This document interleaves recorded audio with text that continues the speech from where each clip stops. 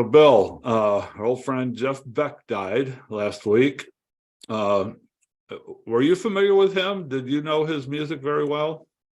I was familiar with him because he was in kind of comparison in the days when I was growing up with Jimmy Page and Eric Clapton. And the only reason I had heard of Beck to begin with was that he had been in the same organization that those two guys came out of, the Yardbirds. And it was, back in the mid 70s when I had started to have some pocket money, I started to investigate those other two guitarists. So I was not a big fan of Led Zeppelin when I was a kid. I am now, but at the time I wasn't.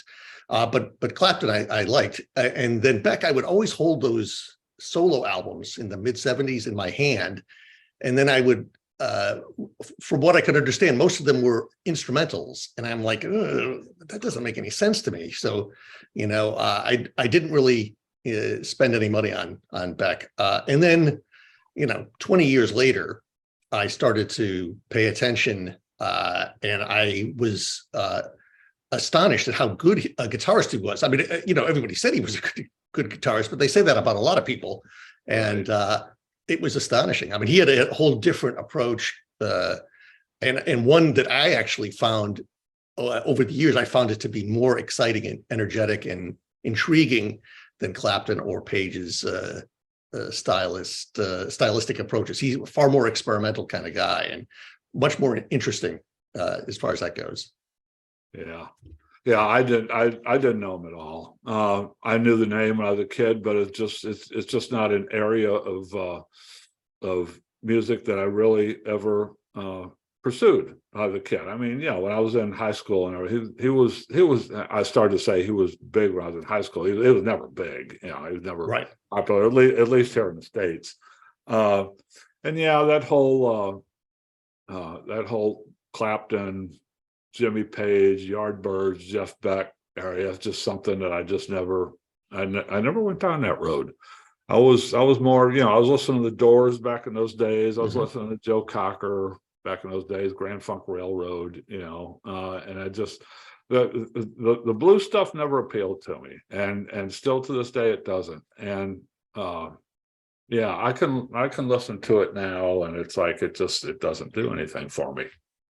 What was interesting, I part of this thing that was intriguing to me in the mid 70s, again, I'm talking about these albums like Wired, where he's really starting to get kind of jazzy experimental, is that if you look back, because they were all in the record bin, his first solo album, he's got Rod Stewart and Ronnie Wood on this. And I mean, right, I'm thinking, since I like Rod and Ronnie, was in the Faces, and now at that point it was in the Stones. I'm thinking this should be really good, but it was like $5.99. Can I spend $5.99 on this? I already spent $5.99 on one of these instrumental things, and it was like that's okay, but you can't really. I couldn't rock out to it, so I always put it back. But then in retrospect, listening to something like Truth, I think is his first solo album, and Beck Ola, I mean, that stuff is really good, and it isn't as bluesy. I mean, Clapton, is much more on that end of the spectrum. By this point, Beck is like, he'll do whatever he feels like doing. I mean, he in the end, toward his latter years, he's covering a whole spectrum of rockabilly. He does a rockabilly album, and it's completely, it's on point.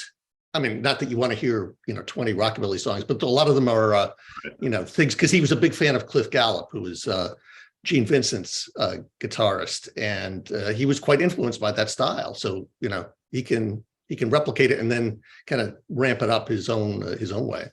Yeah, but he never did really have any kind of breakthrough in the United States, right? I mean, no, not really. He was pretty much a British guy, and then it seems like the guys who he sort of maybe spawned of a style and an approach that eventually had a breakthrough in the U.S. with some of his proteges, right? Like Jimmy Page and I think they all kind of they went off in different streams, and Page kind of stuck to his knitting, and Clapton did his thing. I mean, for me, Clapton's high point is the Derek and the Domino stuff, but maybe he's even prompted by Duane Allman's involvement. I have an issue with Clapton, so we don't need to talk about his whole how it turns out. But he's kind of a character that drives me crazy, so I don't pay any attention to him. Yeah. But yeah, I think Beck was much more the guitarist. So the people who really knew guitar playing dug that stuff, and they appreciated what he could do with the guitar. And for the most part, everybody else, especially in the States, was like, yeah, Jeff Beck, yeah, he's the name to know, but people didn't really know him all that well. Yeah, well, that's it. That's what he was. He was a name to me, and that's pretty much all he was. And I knew it was some sort of bluesy, psychedelic bluesy thing going on back, like I said, back in the early mid '70s is when I heard his name. I was actually surprised when he died, and I found out that he was actually still fairly active. Like his last album was with Johnny Depp. I mean, yeah, oh yeah, an yeah, oddball thing. The thing that I was always surprised about, because he was in his 70s, but I too was surprised because he died all of a sudden. It was a rather sudden death, but he looked quite young in comparison to his age. I mean, he seemed to have aged, in a different time slot. He always looked to me like he was 45 years old or 48, even though he's like 70 something. It's crazy. It must be all that guitar playing. well, maybe that's because he spent all of his time playing his guitar and not living a rock and roll lifestyle, right? Yeah, he was big on restoring cars. That was one of his big things, and he would do all the work himself. There you go. And he didn't get his face burned off or anything like that other car guy did. But yeah, well, good. Yeah, well, R.I.P. Jeff Beck. But speaking of Ronnie Wood and the Faces and all them, I was going through the Night Flight Plus streaming service the other day. I'm on a 7-day free trial on this, and we'll talk about what this is here in a minute. But one of the things about that, if y'all remember Night Flight back in the 80s, the late night show was on cable. It was one of those things you turn it on and you never knew what you were going to get, right? And it could be music videos, it could be an old 1950s horror movie. It would be clips from genre films and sort of a culty thing. But anyway, I was going through that the other day, and all of a sudden, just out of the blue, there was this. They showed this video of a performance, and a lot of times they show these things. They don't tell you what it is. There's no. There's no shy run on or anything like that. They're just showing it, and it's raw footage. And I'm going, oh, that's Rod Stewart. Oh, that's when it was with the Faces. And then they started showing everybody else. And it was, and obviously it was the Faces, but on stage, because on stage with them was, I recognized Ron Wood, but also playing with the Faces in this video was Keith Richard. He apparently just dropped by and did a guest spot with him. I mean, it was on stage. It was in a live show. It wasn't a music video or anything. So that was pretty cool. But yeah, this thing, this streaming service, Night Flight Plus, it's you just don't know what you're going. It's everything's so random on this. Have you had a chance to look at this thing? I like you, because you had pointed it out to me. I signed up for the 7-day free trial, and I think given the cost of it, I probably will subscribe for an annual fee, because it's under, I think it's $39. Yeah, and it's $4. It's $4 per month, or I'm sorry, it's it's $4 per month or $40 for a year. That's what it is. Yeah. I just thought, given what was in there, I mean, there's all kinds of, like you said, there's different music genres. There's weirdo, offbeat documentaries, some kind of grade B movies, and then a lot of grade C and D, and who knows what the heck this other stuff is. But it's so intriguing, and it's mixed in with some of the actual TV show components that they actually put together back in the 80s to act as the bumpers for some of that stuff. That it's really something that seems to be a rabbit hole that I'll be down Yeah, there's a hunting, rabbit hole. Let hunting me for just stuff. scroll through there. Yeah, and this is pretty cool here. They have a live TV feed, and I don't think that's on cable or anything. I think this is just a live linear Internet feed. TV feed that just Yeah. just specifically for this app. And then they have a feed. These are all just music videos one of these is just music videos, and the other one is is like a night flight show. Yeah, if you never saw it, but back it ran for about 8 or 9 years in the 80s, and it would run on Friday nights and Saturday nights every night for like 4 or 5 hours a night. It would go on until it started at I think 11 o'clock at night and go on till 3 and 4 in the morning. And like I say, you never knew what you were going to get. But the streaming service, I just stumbled across this the other day. The streaming service has a lot of the old episodes from that day, but it also collects a lot of these genre films that they used to run. A lot of music documentaries. There's some new arrivals. Troma. I didn't know what Troma was, and then I looked at one of these, and oh my God. There's some I can spend some time with this. It's just real low budget. Think of these low budget like Ed Wood type of stuff, or 1950 science fiction film. Well, this is like a low budget sexploitation horror stuff but it was made like in the 80s and 90s. So it's like in vivid color. And they have some collections there. They have what these are like videos of artists for these indie labels. Different labels. Yeah, different labels. They have another category of films there. There's some episodes, and they cut up some of their episodes into segments and present those. They have music docs. They have some TV series. I don't know where these TV series come from. The Hilarious House of Frightenstein, Wastoids, RoboCop the series. I have no idea where that stuff comes from. Blaxploitation movies, some more music, VCR of Death. I guess those are horror films. There's some Metalhead video magazine. There's just a treasure trove of stuff here, and for $40, hell, it'd take you a year, and you probably couldn't go through all this. So it'd probably be $40 well spent if you're into this sort of stuff. Yeah, it sounds very intriguing, and it's pretty much aligned to some of the offbeat cult things that intrigue me anyway. So I think it's well worth investigating and signing up for, at least in our cases. It's sort of like a cultish version of the Criterion Collection, right? Yes. Oh, absolutely. That's a great way to, yeah. But it's also a bit cheaper than subscribing to the Criterion Collection. I think I was in a rabbit hole on YouTube with something, and I ran across an interview with somebody. I think it was Ozzy Osbourne from the 80s, and I looked at it and said it was from Night Flight, and I said, oh yeah, I remember Night Flight. I remember that show. So I did a Google search on it, and that's how I came up with this. That's how I found this video service.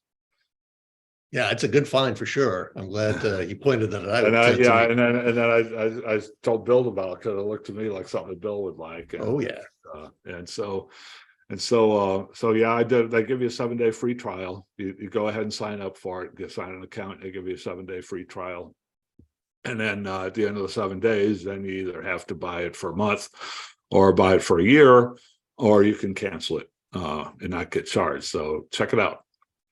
Anything else going on in the world that you want to talk about, Bill? No, not really. I'm starting to compile my best of 2023 list, so I have to get all the framework. Got to get an early start so you don't get backed up, right? Yeah, a good friend of mine. He is one of these people who's, I try to pretend I'm on top of stuff, but he's even more attuned to what's going on, and his spectrum of awareness is pretty wide. So he was already sending me links to his stuff, and I'm like, oh my gosh. So some of the things I'm familiar with, like the Iggy Pop and the other things that we've talked about in the past couple of weeks, but some of these outfits are brand new to me, and I am intrigued already. So I have to start paying attention to things.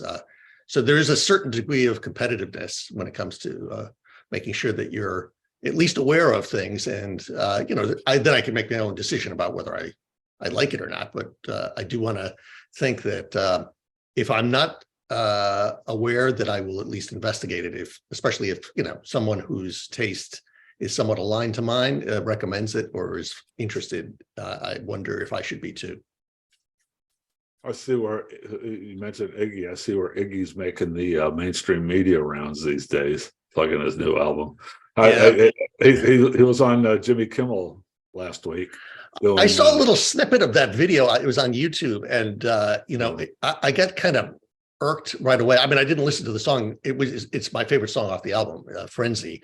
So it's a great song. But I was irritated by the setup. So they've got like a stage that's about 6 or 8 inches above the floor, and they have all of these people. It's like they made it look more like a concert than a TV show appearance. But they have that's something that Kimmel does, because I don't watch Kimmel, so I don't know if that's a regular thing or if this is a special thing, or maybe Kimmel was doing a remote. I have no idea what that was all about. Well, I'll tell you what I didn't like about it. What I didn't like about it was that it seemed as though the people up front were faking their enthusiasm to be on TV. It's like at the Super Bowl, where they've got all those people who were close to the stage jumping around. I didn't like it. It was like the director prompting a bunch of extras. Applause. No. Yeah, I got that feeling too. Like it looked all set up. And Duff McKagan was on stage with him. I always like seeing it was billed as Iggy Pop and the Losers, and the lead guitar player is Duff McKagan. Or not the lead guitar player. Bass player. Yeah. Bass player, Duff actually is a hero is the wrong term, because I don't have heroes and musicians, but he's a great character. His little story about his kind of how he got involved in music and his evolution through Guns N' Roses and subsequent stuff is quite interesting. He's written 2 books which are really quite impressive. So if you ever have any free time, it merits at least checking out the samples online and seeing whether you're interested or not, because I really like his take on the world. And he's got some of that typical redemption sort of stuff where the addiction issue is almost ruins everything, but he's able to come out the other side. But it's always great to see him, because he's he's a true exemplar of a punk who has kind of mutated into doing other stuff, mainstream stuff, unconventional stuff, but has retained the heart of the punk ethos. Yeah, Iggy Pop and the Losers. That's actually his touring band. He's going out on tour. And it's Iggy, Duff McKagan, Josh Klinghoffer. Is that a name you recognize? No. Chad Smith. That name for some reason I do recognize. Anyway, yeah, that's the 4-piece band, Iggy Pop and the Losers. Okay, well, you ready to talk about Viva Voce? Absolutely. Okay, I gave Bill a listening assignment a week or so ago, and the assignment I gave to Bill was a band named Viva Voce, who were active from 1998 to 2013. It was a husband and wife duo, Kevin Robinson and Anita Robinson, who actually from Muscle Shoals, Alabama. They formed the band in Muscle Shoals, and they ended up in just a year or two later in Portland, Oregon, and they had some pretty good success there in Portland. They did get to a point where they put together a 4-piece band and did a world tour a few years later, and we're just starting to get some momentum. When in 2013, after 15 years together, and about the time that they were starting to have breakthroughs, things went wrong in Paradise, and Anita and Kevin got divorced, and that was the end of Viva Voce. Forever,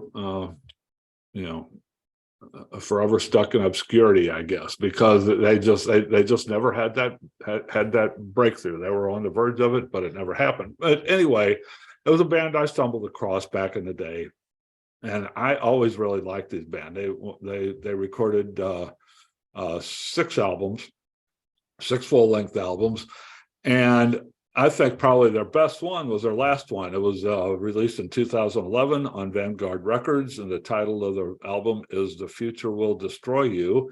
And I thought this was probably a band, if Bill had never heard of them, that he might like. So I threw this at him to see what his reaction was to Viva Voce's LP from 2011, "The Future Will Destroy You."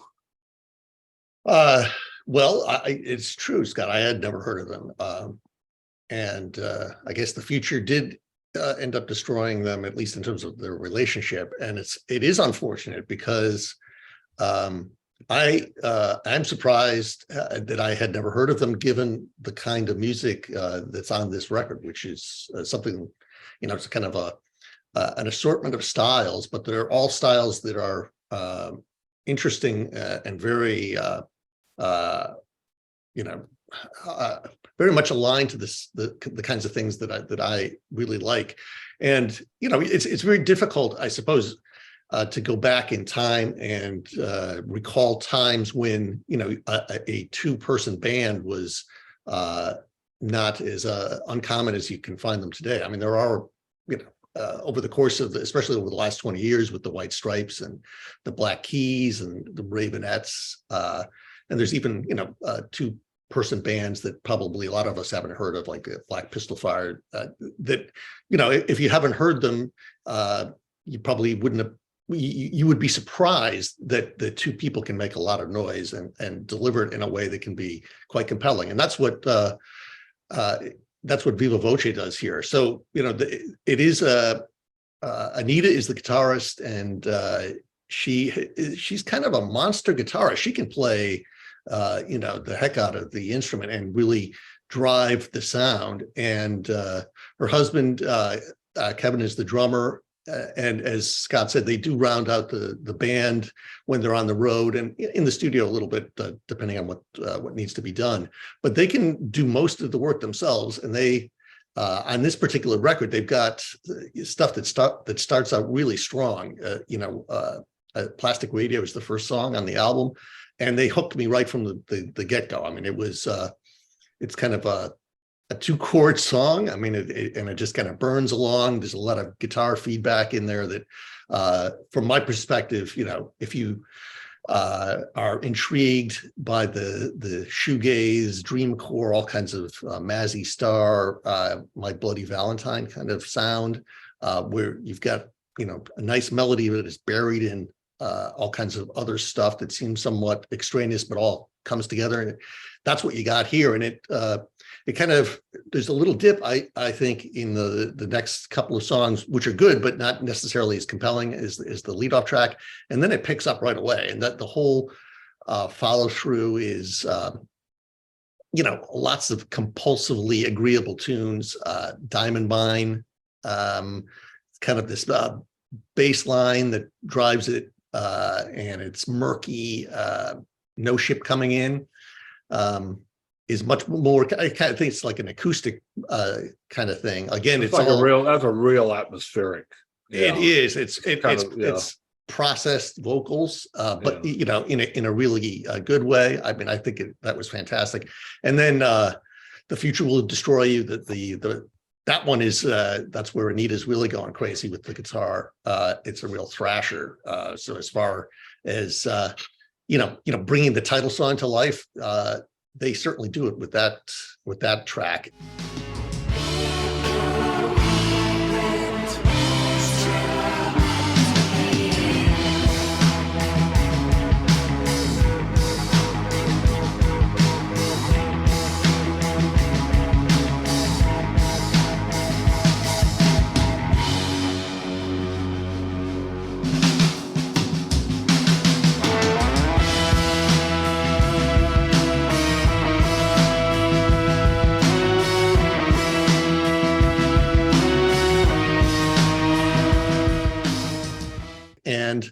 I think, overall, from my standpoint, it's I forgot, a Viking love song, also kind of a downbeat track, but that's what really is like a dreamcore song to me, where it's kind of has a vibe that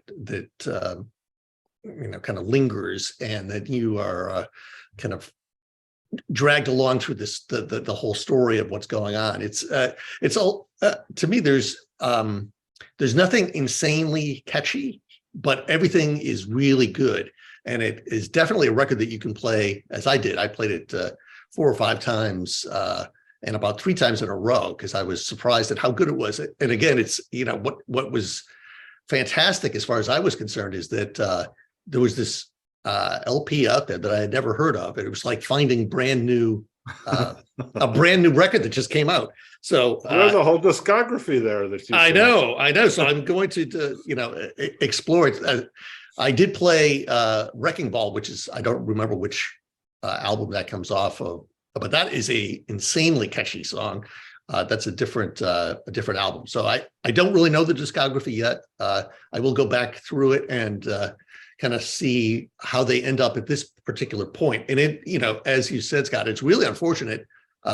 2 things. One is that they got divorced, and you can understand the trials and tribulations of being in a band where you can never really escape the whole creative process to get back to your regular life. And everything that you're writing about, if it involves emotional stories, it can be the stories that you're dealing with, and that somebody has to play the story that somebody else wrote, can be really, I guess, an emotionally exhausting type of thing. But the difficult thing for me is that this record is so good. I mean, it could be, is it the precipice that they could jump off of, I guess, which is what they did, or could it have been the stepping stone to the next level? It's unfortunate that it ended right here. And I guess I don't know, maybe I don't know what happened to them subsequently. So are they still active? I could not really find any indication that they were. The last I heard, and there's not a whole lot of, they don't have a whole lot of presence on the internet. But the last that I came across was Kevin Robinson as of a few years ago anyway, was still in Portland, and he's basically just doing local work. He might be doing more production work than he is performing, but as far as I know, he's never really done anything, recorded anything significant. I mean, at least nothing that really went anywhere beyond just the local Portland area, because pretty much at that point, when they were around at that point, Portland was a pretty good hotspot. Yeah. I don't know that that's still the case or not. Anita, she went back to home to Muscle Shoals, Alabama. I listened to all 6 of their albums. I was a fan of all 6 of their records. And their first one, Hooray for Now, was 1998. They were still in Muscle Shoals when they did that. And it was 5 years later before they recorded their second album called Lovers Lead the Way. And how I got onto them, and that was in 2003, and then they followed that up in 2004 with The Heat Can Melt Your Brain. Well, I got onto them right around that time, 2004, 2005. That was the early days of podcasting, right? And I listened to a podcast by somebody who worked at the public radio station up there. And I forget the guy's name, but he did a podcast. He did a weekly podcast where he would play songs, like mostly stuff out of Portland, but he would, it mostly indie rock. But I got onto him there. I listened to that podcast, and he would play these guys. And at that time, Minty Fresh had taken the 2 albums, Lovers Lead the Way and The Heat Can Melt Your Brain, and they packaged them together as a double album, right? And that's how I got onto them. Really, I grabbed a digital download of that packaged double album, and then I followed them through the rest of their career. There's not there's not a whole lot of evolution from their first record to the last record. I mean, there's some, they advanced, they got better at this, and they got that. But at some point around 2008, they put together a 4-piece band. They hired they hired a drummer, and then Kevin Robinson picked up the bass and played the bass in this band, and they hired another woman who played the rhythm guitar and also did a little keyboard work, and that's how they went out on their world tour back then. And then they recorded an album as a 4-piece band called Rose City, which came out in 2009. And that one, Rose City is a lot harder edge, just a lot more traditionally indie rock than the rest of it is. Like you alluded to, they sort of have, I call it dream pop, or Yeah, and that's what exactly I call it. I kind of always thought of them. I always kind of thought of Kevin Robinson as just this what I call a dream pop guy, and he's a producer. He's a multi-instrumentalist and a producer, and I get the sense on all these records, except for Rose City, which is a little bit different than the rest of them. Where he just pretty much, it's a all these records are a do-it-yourself thing with Kevin Robinson, and he would play a little bit of keyboard. He'd use drum machines. He'd play bass. He'd pretty much handle everything. But basically, what he would do through all the records is he would and he had a lot of tricks up his sleeve. I mean, so it really varied. But basically, what he would do is he would be the producer, and he would set down these grooves. Maybe do a little overdubbing, with different instruments, but it just settled into these 4 or 5 minute grooves. All their songs are 4, 5, 6 minutes long, and these songs are basically just these nice grooves that Kevin Robinson sets down. And Anita and Kevin sing together, and their voices work really well together. Yeah, they do. And then Anita just plays that lead guitar and just floats above above all this groove, and just kind of goes in and out. She just kind of surfaces up out of this nice little groove that's going on. She just surfaces it, and just kind of freaks out on her lead guitar every now and then. Yeah, and it's really a great very sound. tasty. It's like, and it's nothing, I don't it's not anything profound about it or anything like that. It's just really, really pleasant, sometimes a little ruckus stuff, but my main thing about it is it's just so easy to listen to, and to just kind of float along with it, and then every once in a while Anita just flares up and lets you know that she's there. Yeah, it's really good. It's a great discovery for me, and I appreciate you pointing them out. That was a good assignment. Good. I'm glad you liked it. I thought you might, because I thought they were very good. I mean, if they weren't outstanding, they weren't innovators. They certainly were competent, and more than that, they made some good records. All these records are pretty good. A lot of variety within the records, but each of the albums they did, except for Rose City, which is more of a traditional rock, but all the other 5 albums are pretty much in that same vein as What the Future Will Destroy You. I think What the Future Will Destroy You, that was a follow-up to Rose City, and they pretty much took the best of both of those worlds that they had tried previously, and just kind of merged them together really well. And that's why I kind of feel that they had really found, no pun intended, but they had really found a groove there, and they found their voice by this time. And if they would have gotten a little more promotion, maybe gone out on another tour after that or something like that, that could have been their time to really break through nationally, but unfortunately it didn't happen. So yeah, so they're just kind of relegated to the indie rock past. There are worse places to be relegated to. There are worse places to be relegated to. Well, thanks, Bill. Appreciate that assessment. And we will be back with you again with some more listening assignments and some other good stuff. So check us out, hit that subscribe button, and we will see you soon. So long.